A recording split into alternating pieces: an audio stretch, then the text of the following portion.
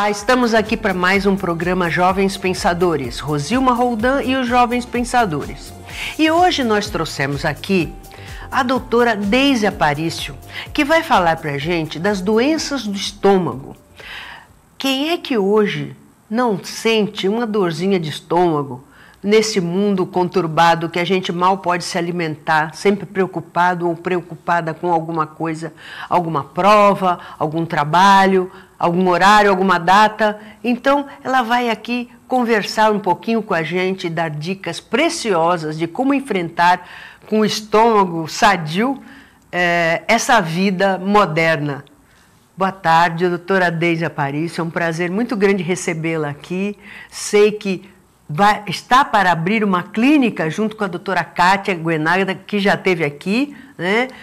A Gastroclínica, é isso? É isso, Rosilma, muito obrigada pelo convite.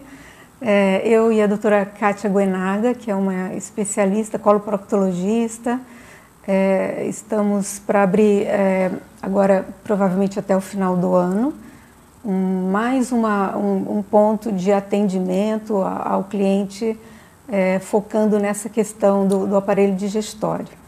Então, teremos lá consultas e exames para atender a Baixada Santista. E me diga uma coisa, doutora Deise, e nessa clínica que vocês vão abrir, é gastroclínica, né? Para fazer aquele exame endoscopia e aquela colonoscopia, vocês vão ter meios de fazer os dois ao mesmo tempo? Vai entrar de manhã e sair de noite fazer o preparo lá ou não? Como é que é? Então, a nossa proposta é atender tanto a parte de endoscopia digestiva alta, a colonoscopia, e a gente também vai ter um esquema de hospital dia, onde o cliente pode chegar de manhã cedo, fazer o preparo, se preferir o preparo intraclínica, faz o procedimento, aguarda a recuperação, né, anestésica, e depois vai para a sua residência. Porque às vezes, dependendo da pessoa, por exemplo, idoso, ou uma pessoa mais frágil, né, ou mais nervosa, mais impressionável, pode preferir estar mais amparada, vamos dizer assim, isso. Né? Não só isso, porque o problema da colonoscopia, a colonoscopia hoje em dia é um exame que está bem difundido, é um exame super importante na prevenção do câncer coloretal. Mas algumas pessoas, apesar de existirem vários preparos, métodos de preparo para o colo, esse preparo pode gerar algum desconforto, pode ter algumas complicações. E se a pessoa estiver dentro de um ambiente onde possa receber uma atenção para evitar ou mesmo controlar esses sintomas para poder fazer um preparo adequado, né? Então é isso que a gente pretende oferecer. Melhor, e eu acho que até o próprio paciente acho que fica mais tranquilo, né? Ai, aqui eu estou cuidado, porque dentro de casa, ai meu Deus, e se eu cair, se eu desmaiar, quem que vai me acudir? A família, né? O acompanhante. Então a gente está pretendendo fazer esse tipo de atendimento também nessa clínica. Então avise a gente quando for inaugurar para a gente Vai divulgar, ser um prazer. Viu? E eu já falei que estou na fila, que já sou cliente sou a primeira da fila da cliente da clínica. E me diga uma coisa, doutora Deise, nessa vida corrida que a gente leva, né, que não come direito e está sempre com horário e tudo, muitas vezes, me diga se é verdade, muitas vezes a gente se preocupa à toa com coisas bobas em relação a dor estomacal e alguma coisa assim, e às vezes algum sintoma importante a gente deixa passar, né? Eu digo focando a prevenção. Então, o que a doutora recomenda às pessoas? O que é importante? O que a gente sinta e que deva procurar um profissional da área, um gastro, e o gastro mandar fazer uma endoscopia com uma certa periodicidade. O que a doutora aconselha? Como é que a gente sabe se deve procurar ou não, ou é uma bobagem? Ou tudo é importante? Então, a melhor pessoa para responder se aquilo é importante é o próprio paciente. Então, mas a gente sabe que quando os sintomas eles começam a ser extremamente frequentes, ou se era um sintoma que você conseguia resolver com aquela medicaçãozinha, o chazinho caseiro, ou com aquele antiácido que você tem guardadinho na gaveta, mas esse sintoma você precisa, você lança a mão desses seus artifícios e você não consegue resolver esses sintomas, ou quando esses sintomas mudam, né, para alguma coisa mais importante, onde aparecem alguns sinais que a gente chama de sinais de alarme, né? Então, toda vez que você vê que os sintomas começam a ficar mais frequentes, ou eles mudam, ou eles aparecem os tais sinais de alarme, que eu vou falar quais são, é muito importante que o paciente pare de se automedicar e procure um especialista da área. Os principais sinais que a gente chama de alarme é o emagrecimento sem uma causa aparente, então a pessoa não está fazendo nenhuma dieta alimentar, né? E de repente ela começa a perder peso. Então, emagrecer não é ficar contente, porque hoje todo mundo quer emagrecer. É perigoso. Ai, estou emagrecendo, estou tão feliz. Não, tem que saber, tem que procurar, né? Isso daí pode ser distúrbios hormonais, pode ser alguma patologia mais importante, né? Se é uma dor constante no estômago, uma dor que às vezes te acorda de madrugada, isso não é comum. O paciente que tem uma dor que acorda durante o sono, isso é um sinal de alarme. Os vômitos frequentes, a presença de sangue no vômito ou sangue nas fezes, né? Então, são modificações do hábito intestinal, então, frequentes. Então, a pessoa que começa a ter alternância, né? Uma hora o intestino está preso, uma hora o intestino está solto. De vez em quando você ter alguma alteração no hábito alimentar, porque você ingeriu um alimento que você não está acostumado, tudo bem. Mas se isso começa a ter uma frequência muito grande, está na hora de procurar o especialista. E a pessoa procurando esse especialista, ela está atuando na prevenção. Sim, e certamente. Prevenção é sempre importante, porque quanto mais cedo se descobre qualquer coisa, hoje a medicina está bastante avançada e é capaz de que doenças que antes... Porque às vezes acontece, doutora, me diga se eu estou errado ou não, a pessoa sente as coisas e fica com medo de ir no médico justamente... Ai, meu Deus, eu vou chegar lá, vão dizer que eu estou com câncer, vão dizer que eu estou desenganada, enfim. E isso justamente leva a pessoa a adiar a ida ao médico e que talvez agrave um quadro que não estaria tão grave se ela fosse logo. Não é isso que acontece? É isso mesmo. Existem muitas doenças, muitos tumores malignos, né? O câncer do tubo digestório, que às vezes quando eles começam a dar sintomas, eles já estão num estágio avançado. Por isso que é muito importante você, notando alguma alteração no seu hábito intestinal, no seu hábito digestório. Então, você está acostumado a comer uma determinada quantidade de alimento, de repente você começa a comer, você fica empachado, fica muito cheio, você tem dificuldade de engolir esse alimento. Então, qualquer coisa diferente que apareça durante, com o seu tubo digestório, você tem que procurar o especialista, porque o intuito é exatamente esse, fazer o diagnóstico precoce, porque o diagnóstico precoce dessas lesões torna essas lesões passíveis de cura, né? Então, quanto mais cedo a gente descobre, mais fácil você tem de curar esse paciente, né? Então, para evitar que esse paciente tem que se submeter às vezes a cirurgias grandes, a tratamentos prolongados, e às vezes você consegue até endoscopicamente resolver o problema do paciente quando você tem uma lesão pequenininha, passível de ressecção até pela endoscopia. E me diga uma coisa, doutora Deise, existem doenças que são consideradas pelos especialistas da área, como a doutora, que são consideradas benignas, mas mesmo assim elas causam grande incômodo. por exemplo, a doença do refluxo. Qual a recomendação? Procurar também o mais depressa possível, até para evitar desconforto ou virar alguma coisa mais grave, isso? A doença do refluxo é uma doença benigna, que pode provocar complicações a longo prazo. Então, ela acontece porque você tem uma deficiência em alguns fatores protetores do esôfago. Esôfago, vamos dizer assim, é um caninho, né, que sai da boca e leva o alimento até o estômago.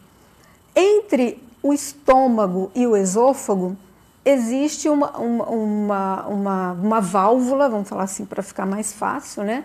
É um sistema que anti-refluxo, que evita com que o alimento e os sucos digestivos produzidos pelo estômago retornem ao esôfago.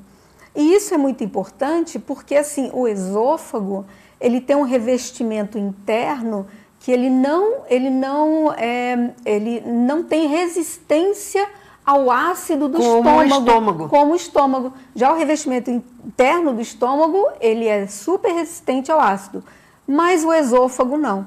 Então, quando você tem um refluxo, muitas vezes por conta dessa falha desse mecanismo anti-refluxo que tem na parte final do esôfago, vai refluir o suco gástrico ou o alimento envolto desse suco gástrico e ele vai provocar uma irritação no esôfago, né?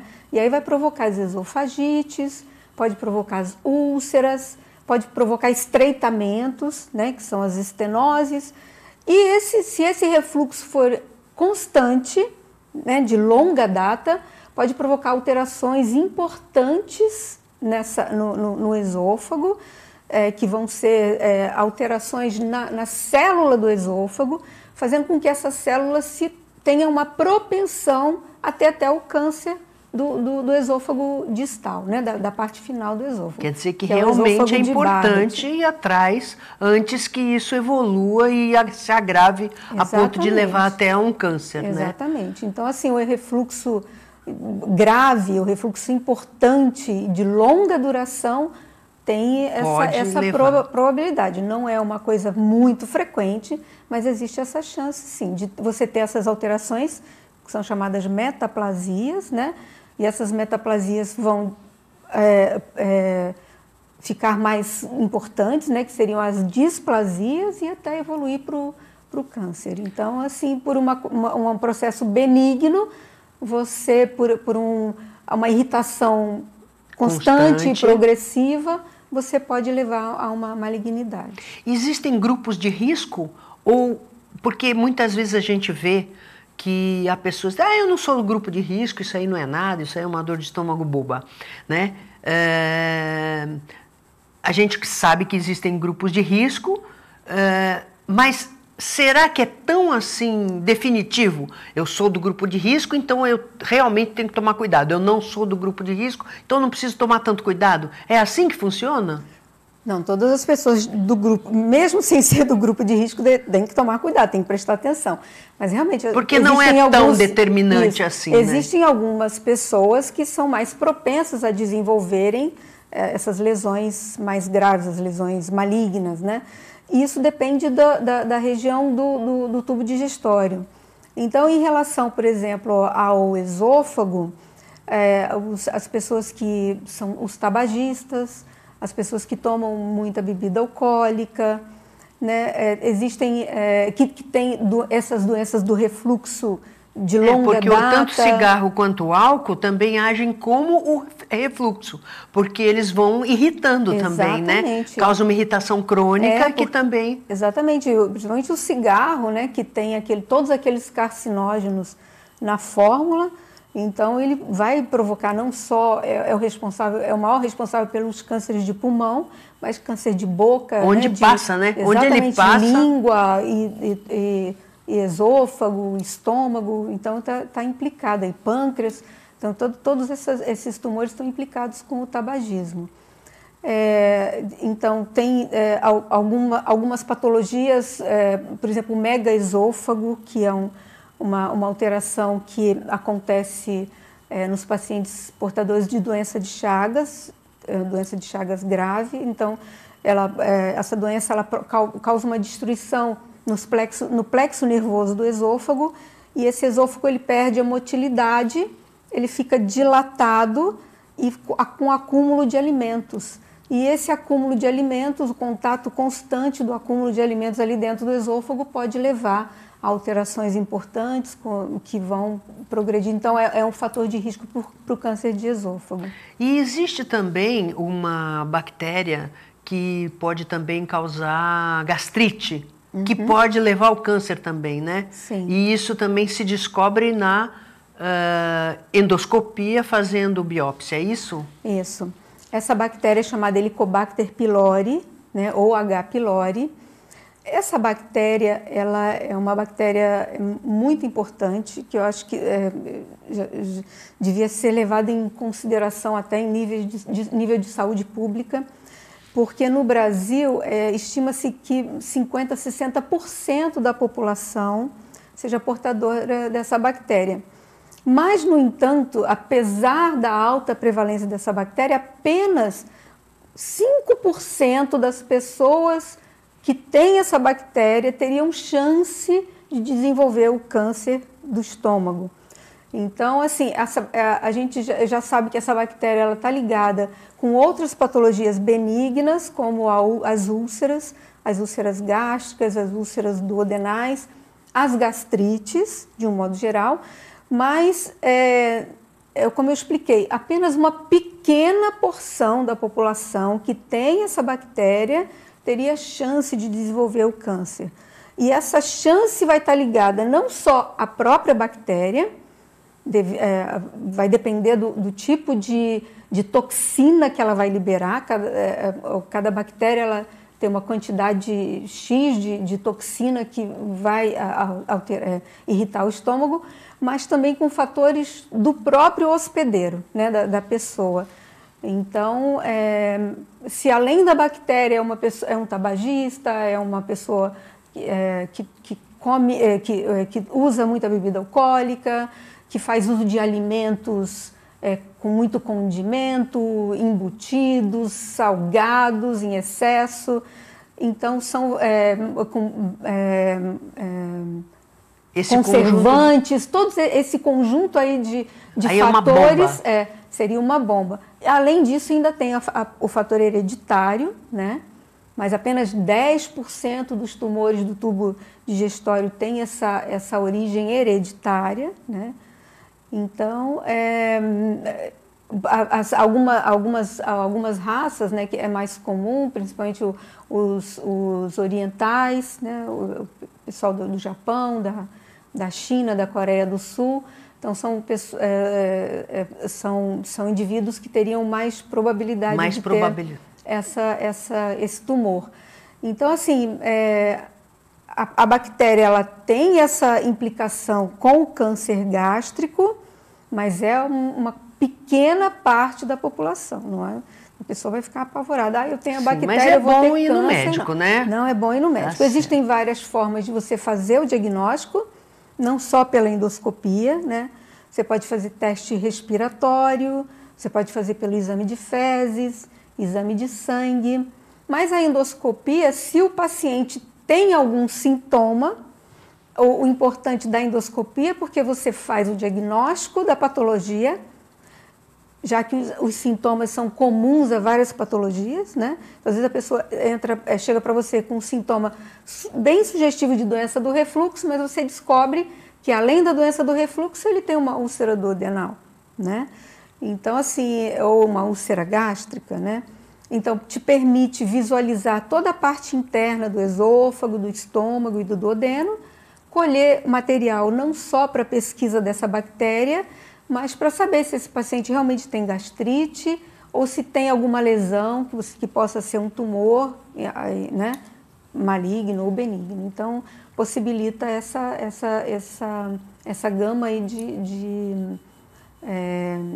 de fatores. A endoscopia, então, colabora com o diagnóstico não só da bactéria, mas com as patologias em si. Doutora Deise, muito obrigada pela presença, pelo esclarecimento. Está convidadíssima a voltar mais vezes, principalmente depois que inaugurar a clínica. Vem aqui novamente para explicar como é que está funcionando, porque eu acho que é importante a gente passar informação de qualidade para os nossos jovens e para a população em geral. Fique aí que nós já voltamos com os nossos quadrinhos.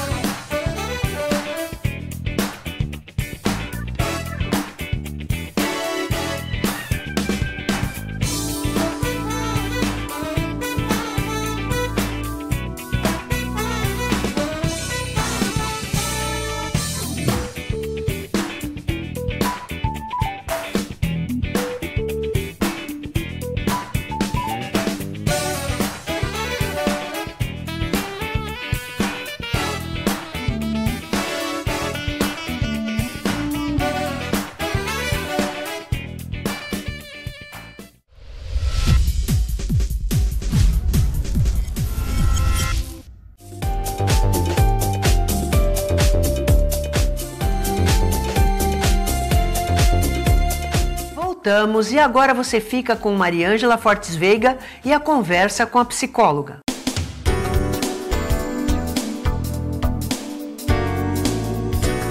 Queria conversar hoje com vocês um pouquinho sobre a compaixão. A compaixão é quando você sente pelo outro. E eu tenho notado que a moçada, na verdade, várias pessoas, não precisa ser só moço, estão com a compaixão muito imediata. Vocês leem uma notícia no jornal, por exemplo, a morte de X pessoas no Rio de Janeiro, e a nossa compaixão está durando o momento em que você lê aquela manchete, quando na verdade a gente tem que transformar isso em ação. Se você sente que isto não é uma boa coisa, você se condoeu com aquela notícia, o que é que nós estamos fazendo para colocar em ação essa nossa compaixão? Não basta só ter a compaixão enquanto você está lendo a manchete de um noticiário, tá bom? Vamos pensar nisso?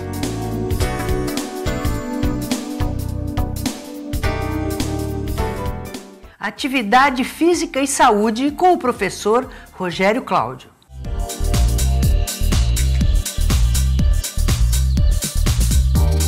Olá, mais uma vez procurando dar um valor, dar uma dica sobre atividade física, né? Hoje nós vamos falar sobre que tipo de atividade física é melhor. Eu sempre falo, depende do seu objetivo. O que você está buscando? Performance? Qualidade de vida? Se você estiver pensando em performance, saiba que isso poderá te trazer algumas consequências no futuro se não tiver sido bem orientado, não tiver tido uma boa alimentação. Pois vai ser muito exigido do teu corpo para que você atinja aquela medalha tão sonhada, tão buscada por você mesmo. Agora, em qualidade de vida, já podemos pensar em ter trabalhos mais de leve para médio impacto, ou, dependendo do objetivo, sem nenhum impacto. Modalidades de suave para média e de média para forte função e desempenho.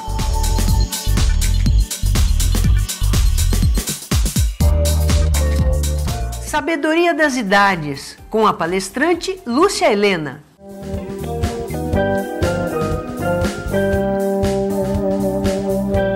Olá! Hoje nós vamos trazer uma nova reflexão.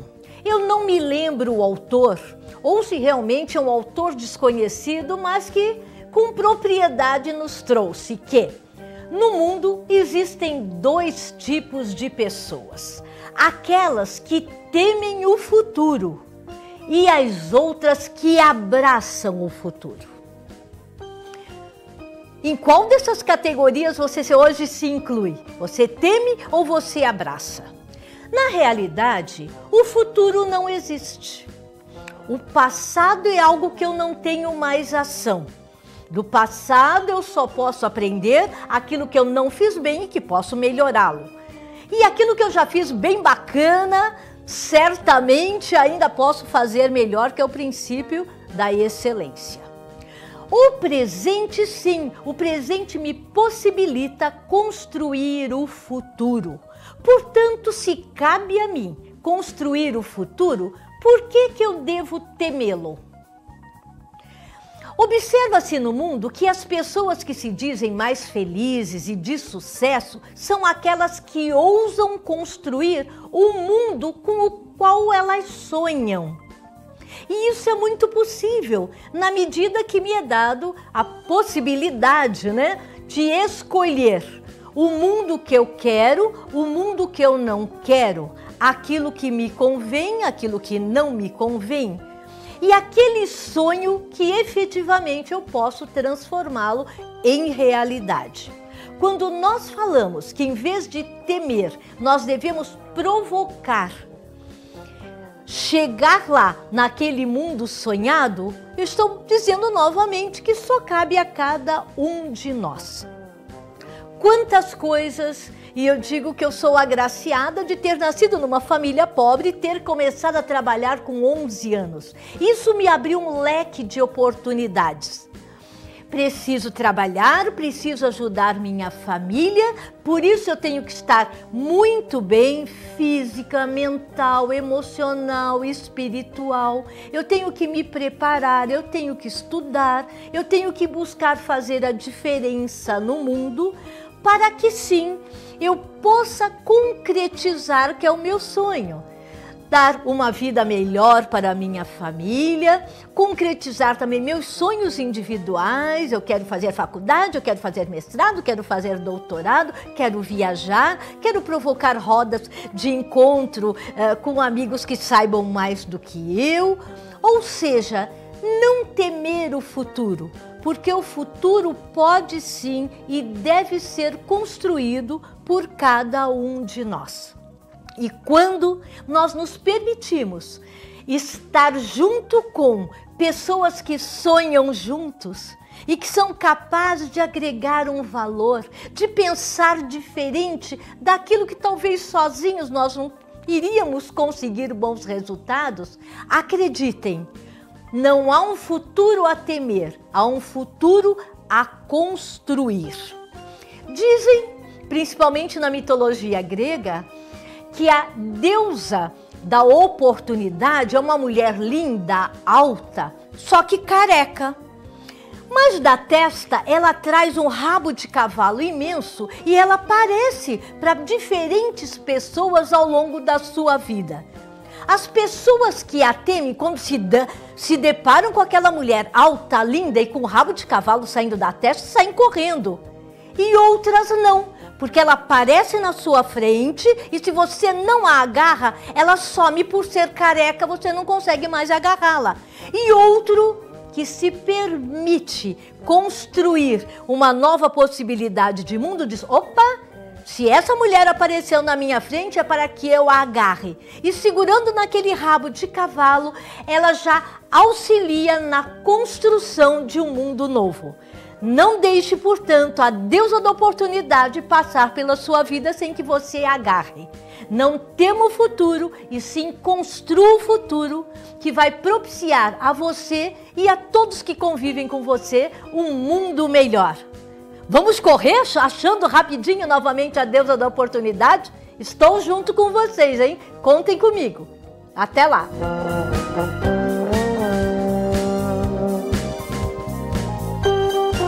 Espero que vocês tenham gostado do programa de hoje, convidando você para estar com a gente novamente sábado que vem às 15 horas, com reprise segunda-feira às 17h30, lembrando que pomos tudo no YouTube para você assistir e rever quando quiser. Até lá!